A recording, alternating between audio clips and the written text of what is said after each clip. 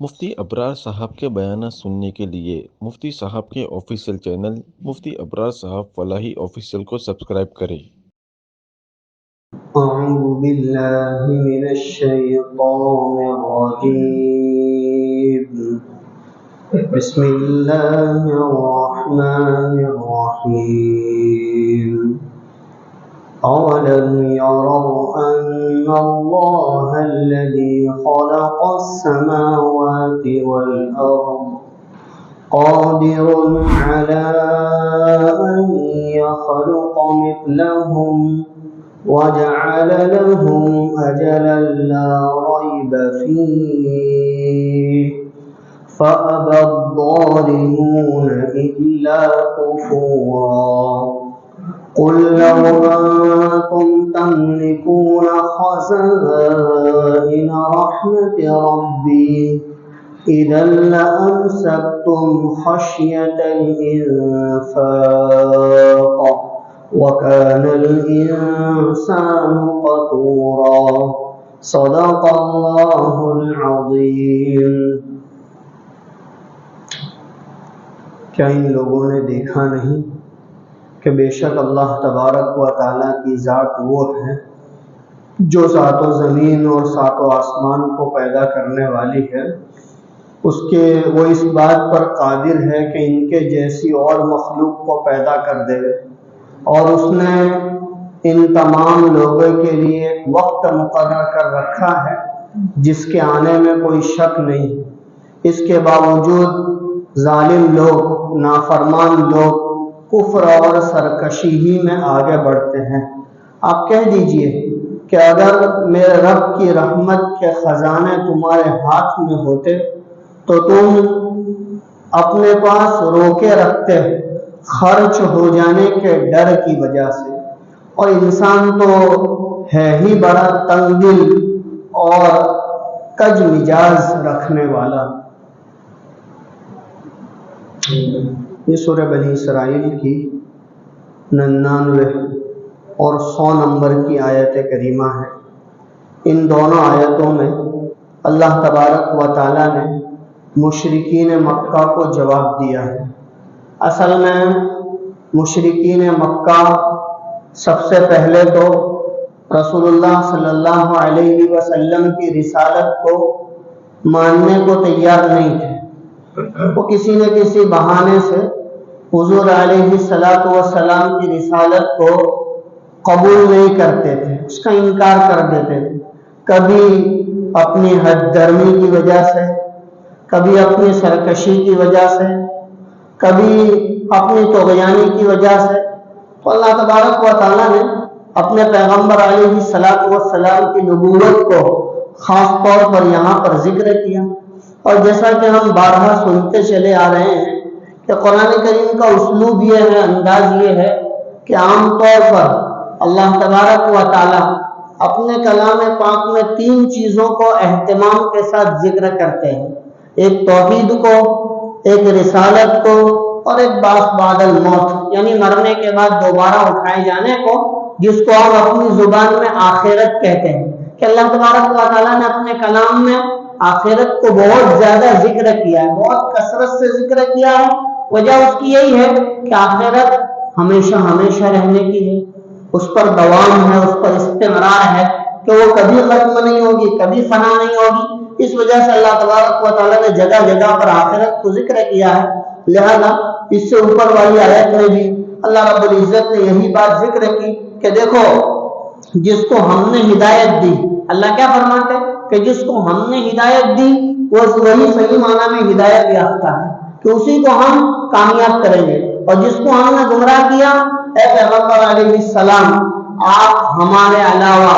ان کا کوئی دوست اور کارساز نہیں پاؤ گے جو ان کی حمایت کر سکے اور ہمارے عذاب سے ان کو بچا سکے، ایسا کوئی نہیں آپ کو، اور آپ کو ایسا کوئی ملے گا بھی نہیں کہ وہ ان کی حمایت کر کے ان کو جنت کا مستحق بنا لے گا، تاکہ ایسا کوئی ملے گا بھی نہیں۔ اوپر کی بات میں اللہ تبارک و تعالیٰ نے یہ ذکر کیا تھا۔ پھر اس کے بعد مشرکین مکہ عام طور پر، اس لیے کہ قرآن کریم کے اول مصداق کہ جس کے اوپر اللہ نے کلام الہی اتارا ہے وہ مشرکین مکہ اور عرب کے اطراف کے لوگ ہیں، لہذا وہ مرنے کے بعد کے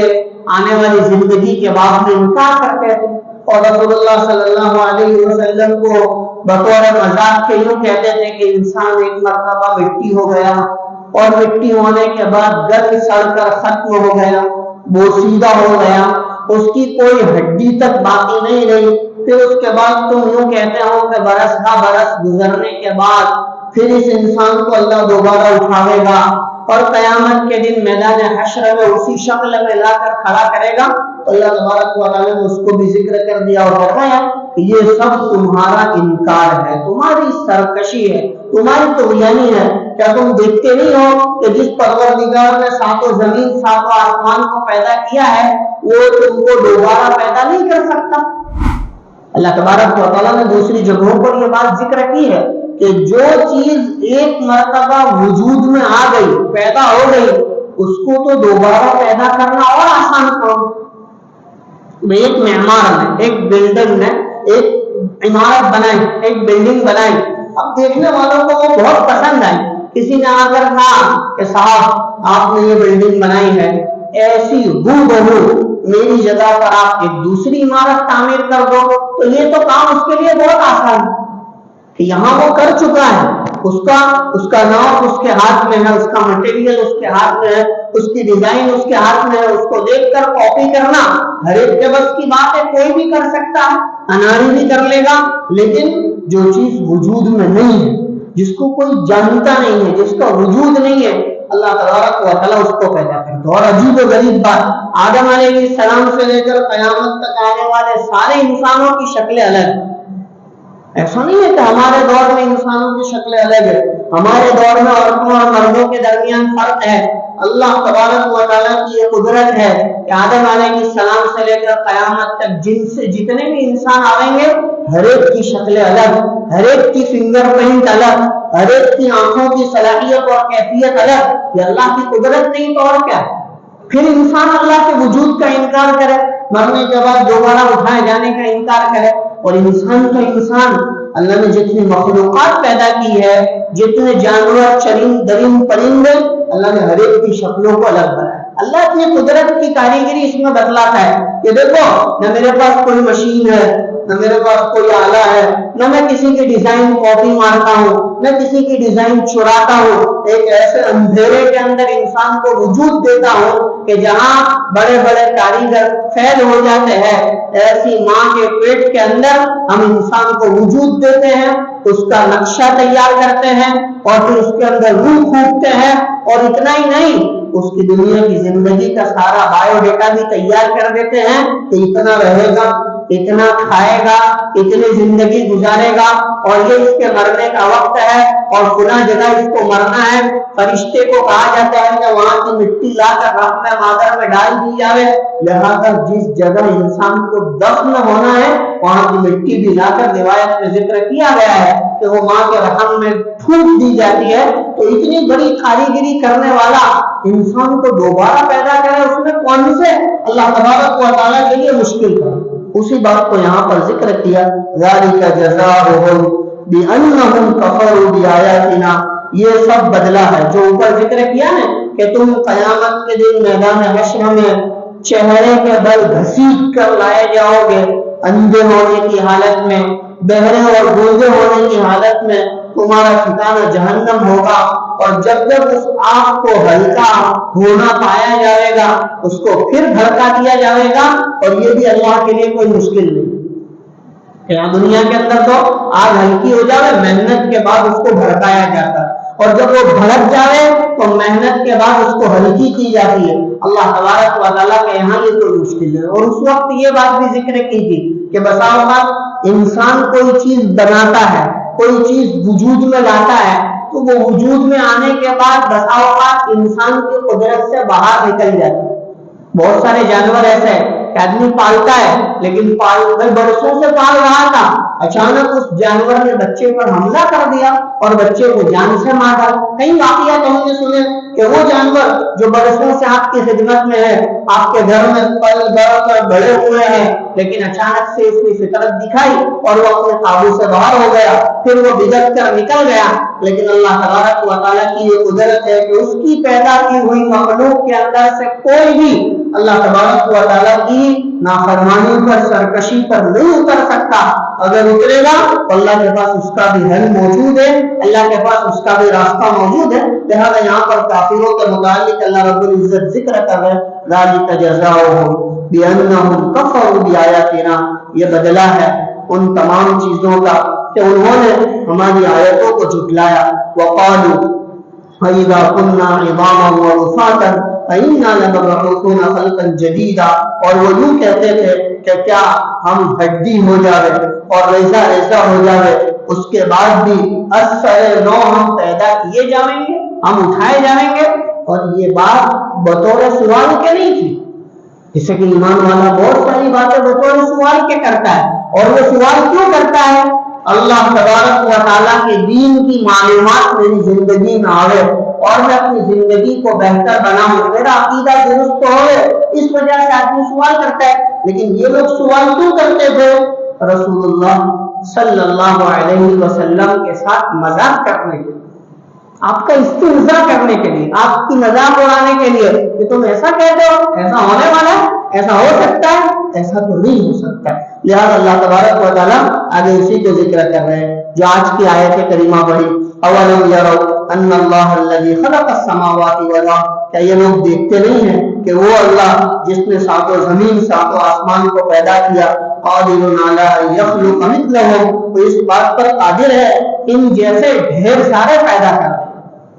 کہ اللہ رب العزت کے لیے کوئی مشکل نہیں ہے ان کے جیسے پیدا کرنا, اللہ ڈھیر سارے ان کے جیسے پیدا کر سکتا ہے. وَجَعَلَ لَهُمْ أَجَلًا لَا رَيْبَ فِيهِ, اور ان سب کے لیے ایک وقت مقرر ہے جس میں کوئی شک نہیں کہ انسان تو محتاج ہے, وہ دنیا کے اندر اپنی مرضی سے نہ آیا ہے نہ اپنی مرضی سے جاوے گا, وہ تو آنے میں بھی محتاج اور جانے میں بھی محتاج. کہ اللہ تبارک و تعالیٰ کی طرف سے ایک وقت طے ہے, جب وقت آئے گا وہ چھوڑ کر چلے جائے گا. فَأَبَى الظَّالِمُونَ إِلَّا كُفُورًا, اتنی ساری باتیں سننے کے بعد بھی ظالم لوگ تو نافرمانی ہی نہ آگے بڑھتے. اللہ تبارک و تعالیٰ بڑی اہم بات کہہ رہے ہیں کہ فَأَبَى الظَّالِمُونَ, یعنی جب انسان کے سامنے اتنی ساری بات آ جاوے, اللہ کی قدرت, اللہ کی طاقت, اللہ کی کبریائی, اللہ تبارک و تعالیٰ کے کمالات, یہ سب آ جاوے تو آدمی کو گھٹنے ٹیک دینے چاہیے, اپنی پیشانی کو اس کے سامنے رگڑ دینا چاہیے, اس کی ربوبیت کو قبول کر لینا چاہیے. لیکن اللہ رب العزت کیا کرے؟ فَأَبَى الظَّالِمُونَ إِلَّا كُفُورًا, اتنی ساری باتیں سننے کے بعد بھی ظالم کو نافرمانی ہی میں آگے بڑھے گا. کہ ایمان والا ہوگا وہ ایمان میں آگے بڑھے گا اور ظالم نافرمانی میں آگے بڑھے گا. آگے فرمایا قُلْ لَوْ تَمْلِكُونَ خَزَائِنَ رَحْمَتِ رَبِّي إِذًا لَّأَمْسَكْتُمْ خَشْيَةَ الْإِنفَاقِ, اے پیغمبر علیہ السلام آپ ان سے کہہ دیجئے کہ اگر تم میرے رب کی رحمت کے خزانوں کے مالک ہوتے, یعنی اللہ تبارک و تعالیٰ تم کو اپنی رحمت کے خزانوں کا مالک بناتا, اِذًا لَّأَمْسَكْتُمْ خَشْيَةَ الْإِنفَاقِ, تو تم ختم ہو جانے کے ڈر کی وجہ سے روکے رکھتے, بخل کرتے. یہ آیت کریمہ میں اللہ تبارک و تعالیٰ اپنی نبوت کے باب میں ذکر کرتے ہیں. اللہ تبارک و تعالیٰ اپنے انبیاء علیہ السلام کی نبوت کے باب میں ذکر کر رہے ہیں کہ دیکھو تم لوگ کہتے ہو کہ نبوت کا سلسلہ اللہ نے اپنے ہاتھ میں رکھا ہے, اگر یہ نبوت کا سلسلہ اگر ہم تم کو دے دیتے اور تم کو اختیار دیتے کہ تم جس کو نبی بنانا چاہو بنا سکتے ہو, تو تم اس کام کے اندر بھی بخل کرتے. جیسے تم اپنے مال میں بخل کرتے ہو کہ خرچ کرنے کی جگہ پر بھی خرچ نہیں کرتے ہو, اس ڈر کی وجہ سے کہ کہیں ایسا نہ ہو کہ ختم ہو جائے. انسان کی یہ طبیعت ہوتی ہے, فطرت ہوتی ہے کہ آدمی خرچ کرنے کی جگہ پہ بھی خرچ نہیں کرتا ہے. بسا اوقات جہاں 10 خرچ کرنے کے ہوتے وہاں 5 خرچ کرتا ہے. کیوں؟ ارے ختم نہ ہو جائے. اللہ تبارک و تعالیٰ کہتے ہیں اگر ہم نے اپنی رحمت کے خزانے تمہارے ہاتھوں میں دے دیے ہوتے تب بھی تم اپنے بخل کی وجہ سے خرچ نہ کرتے, اس کو بھی روک کر رکھتے. حالانکہ ہمارے خزانوں کے ڈھیر ہے, لیکن تم روک کر رکھتے, تم اس کو خرچ نہ کرتے. تم جب اتنے بخیل ہو اللہ کی رحمت کو خرچ کرنے کے بعد میں, اپنے مال کو خرچ کرنے کے بعد میں, تو پھر اللہ رب العزت تم کو نبوت کا معاملہ سپرد کر دیتا تو تم تھوڑی خرچ کرتے, تم خرچ نہ کرتے. اور اللہ کا معاملہ تو کیا ہے؟ اللہ رب العزت تو خرچ کرنے والا. ایک حدیث پاک کے اندر ذکر کیا ہے, مشکاۃ شریف کی روایت ہے, خود اللہ تبارک و تعالیٰ فرماتے ہیں ابن آدم تو دیکھتا نہیں ہے جب سے آسمان و زمین وجود میں آئے ہیں وہاں سے ابھی تک ہم نے کتنا خرچ کر دیا. جب سے آسمان و زمین وجود میں آئے ہیں وہاں سے لے کر ابھی تک کتنا خرچ کر دیا ہے, لیکن اس کے باوجود ہماری قدرت کے اندر ایک ذرا برابر بھی کمی نہیں آئی. ہماری قدرت میں ذرا برابر آدم علیہ السلام سے لے کر آج تک کتنے لوگ ہیں, اگر ان کے کھانے کا صرف حساب لگایا جائے تو یہ ٹیکنالوجی فیل.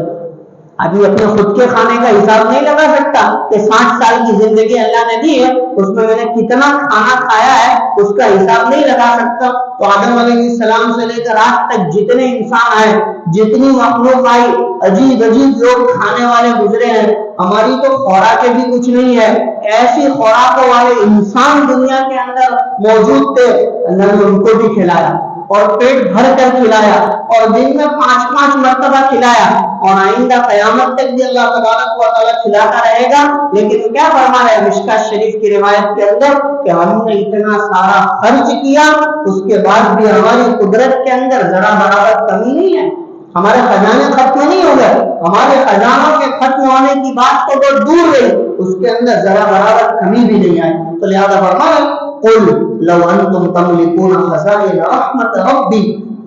اذا لامسکتم خشیۃ الانفاق. اے پیغمبر علیہ السلام آپ ان سے کہہ دیجئے کہ اگر تم لوگ میرے رب کی رحمت کے خزانوں کے مالک ہوتے تو اس کو روکے رکھتے خرچ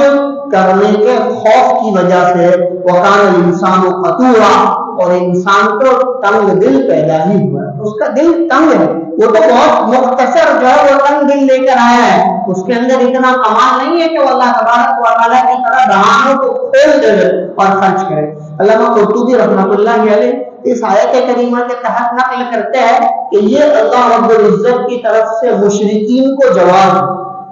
کیا جواب ہے؟ جواب یہ ہے کہ انہوں نے اللہ سے یہ سوال کیا تھا کہ اے پیغمبر علیہ السلام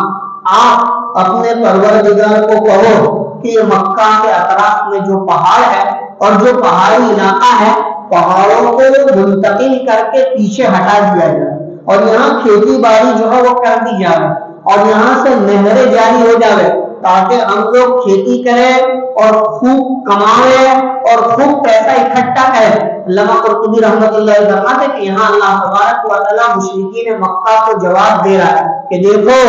اگر اللہ ان پہاڑوں کو دور منتقل کر دیتا, تمہارے لیے پانی کے چشمے جاری کر دیتا اور تم کو ڈھیر سارا مال دولت دے دیتا,